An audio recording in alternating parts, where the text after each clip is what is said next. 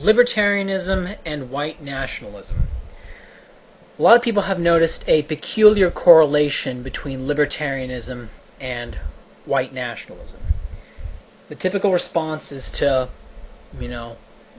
brush it under the rug, deny it, or say, well, it was in the past, he's moved on from that. But there seems to be a lot of libertarians who have moved on from that.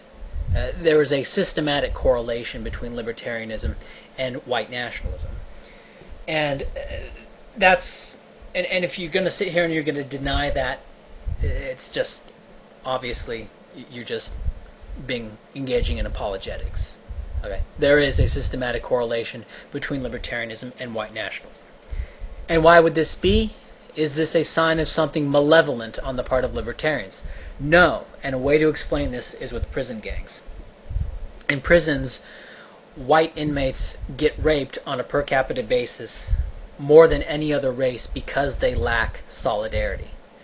Or you could say it's because they lack racism or they lack racial identification, whatever you want to call it. They don't clump up. The only white gangs in prisons tend to be neo-Nazi and skinhead gangs. And whites are trained from a very early age to not join those gangs. Or more generally, they are trained not to identify themselves with any white racial movement. Right? They're trained to view white racial movements as evil incarnate, whereas black racial movements or Latino racial movements are viewed not as bad, right? Because the white racial movement is because people are still viewing the world through the prism of white supremacy, when in reality, the white race is the weakest race. But anyway, but the thing is, whites don't gang up in prison, and as a result, they get ganged up on. In prison, as a white guy, I would advocate white solidarity, which is to say, white nationalism. Now, today it's impossible, but say in the 1800s, it would be possible to escape the prison. Now, in the prison environment, we see two completely logical actions that a white inmate would take. One, joining a white gang in response to the black and Hispanic gangs. White nationalism. And white nationalism today is reactionary. Right? It is reactionary to that. Two, escaping the prison, or libertarianism. We can even imagine the whites and the blacks coming together, if they identify what the real problem is, coming together and trying to break out of the prison instead of, swirling around at the bottom, looking up at the real problem and coming together to try to break out. And what is the state but a loose prison?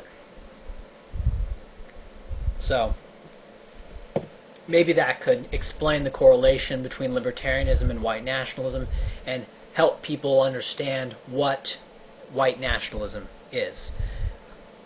I don't know as much about black nationalism or, Aztlan nationalism or whatever it's called, Latino.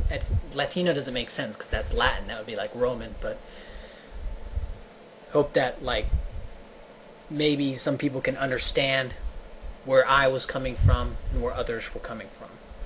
Now, what about race and IQ? Well, no one gives a shit about race and IQ, okay? What people care about is race and income.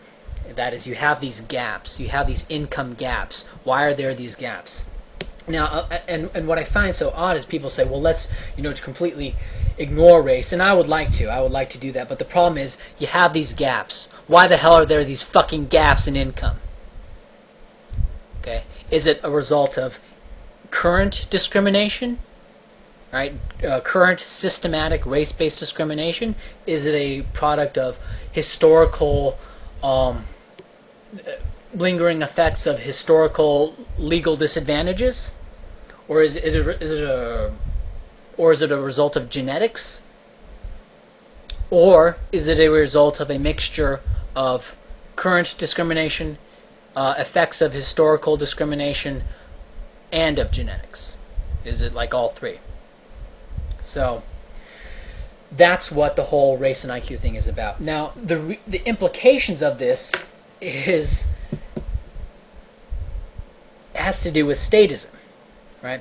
Because if you can say, well, black people were systematically disadvantaged, well, it's relative to white people, and the effects of that are still being felt to this day, then you could make a case that black people are entitled to the product of the labor of white people, right? That's like what's on the line. Okay? And when you have people saying no, the inequality that exists today is a result of aggregate genetic differences, or if not genetic, you could say they're a result. I mean, they're a result of something not related to systematic discrimination.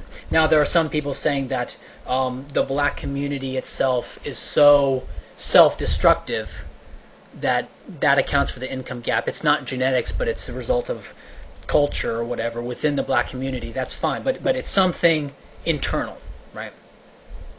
And if you can say that it's a result of something internal, then that eliminates the modus for a systematic transfer of the product of the labor from white people to black people, right? And that is a major blow against a lot of the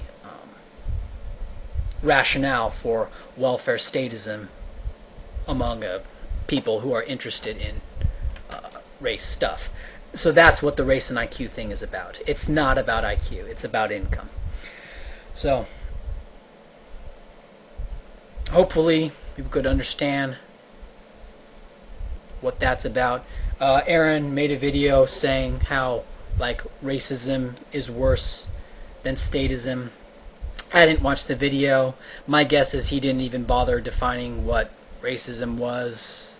I mean that's just stupid, emotional, trying to assign objective value to preferences. I would prefer, if I had my druthers, it depends on what kind of technology I had, but I would try to eliminate race. Just, try to get rid of race altogether, either through some, if I was king of the world, I would try to eliminate race by either providing vouchers to interracial reproduction, and like incentivize being mixed up in all those ways to the point where nobody could tell what the hell was up or down, or what it would all be all mixed up, so race would become like impossible to detect. So there wouldn't, because the brain is trained to seek out patterns, and if the races were all mixed up genetically so much, the brain would no longer be able to identify patterns and would not be able to identify races. I mean, maybe you'd still be able to, well, he's kind of lighter and he's kind of darker or something like that, but it would be more difficult, and race would be severely depressed, if not eliminated altogether.